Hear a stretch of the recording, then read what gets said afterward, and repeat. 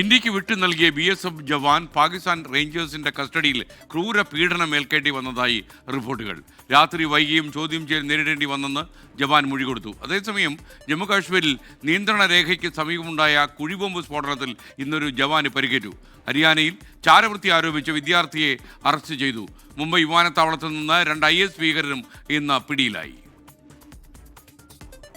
3 ആഴ്ചയ്ക്ക് ശേഷമാണ് PK ഷാ എന്ന BSF ജവാനെ Pakistan വിട്ടു നൽകിയത്.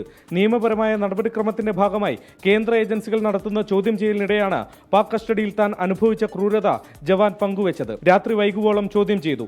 മാനസികമായി തളർത്താൻ പാക് റേഞ്ച് ശ്രമിച്ചെന്നും ജവാൻ മൊഴി നൽകി. വിദഗ്ധ ഡോക്ടർമാരുടെ സേവനം നിലവിൽ ജവാന് ലഭ്യമാക്കിയിട്ടുണ്ട്. ഹരിയാനയിലെ ഖൽസ കോളേജിൽ പഠിക്കുന്ന 25-കാരനെയാണ് ചാരവൃത്തി നടത്തിയതിന് പോലീസ് പിടികൂടിയത്. ദേവേന്ദ്ര സിംഗ് ധിലോൺ എന്നയാളാണ് പിടിയിലായത്. ഇയാൾ ഫേസ്ബുക്കിൽ സൈന്യത്തിന്റെ ആയുധങ്ങളുടെ ഫോട്ടോ പങ്കുവച്ചിരുന്നു. പിന്നാലെ നടത്തിയ അന്വേഷണത്തിൽ സൈനിക താവളങ്ങളുടെ അടക്കം ദൃശ്യങ്ങൾ പകർത്തി ഇയാൾ പാക് ചാര സംഘടനയ്ക്ക് കൈമാറിയെന്ന് കണ്ടെത്തി. കഴിഞ്ഞ വർഷം പ്രതി പാകിസ്ഥാൻ സന്ദർശിച്ചിട്ടുണ്ട്. പാക് രഹസ്യാന്വേഷണ ഏജൻസി ഇയാൾക്ക് പണം കൈമാറിയതിനും തെളിവ് കിട്ടി.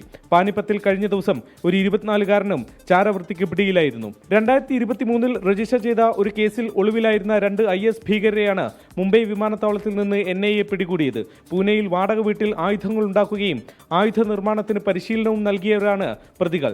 ഇന്തോനേഷ്യയിൽ നിന്ന് മടങ്ങിയെത്തിയപ്പോഴാണ് അറസ്റ്റ്. കേസിലാകെ 10 പ്രതികളുണ്ട്. ഭീകരപ്രവർത്തനം നടത്തുന്നവരെ കണ്ടെത്താൻ വടക്കൻ കശ്മീരിൽ ജമ്മു കശ്മീർ പോലീസ് ഇന്ന് വ്യാപകമായ റെയ്ഡ് നടത്തി. പൂഞ്ചിലെ നിയന്ത്രണ രേഖയ്ക്ക് സമീപമുണ്ടായ കുഴിബോംബ് സ്ഫോടനത്തിൽ ഒരു ജവാന് പരിക്കേറ്റ്.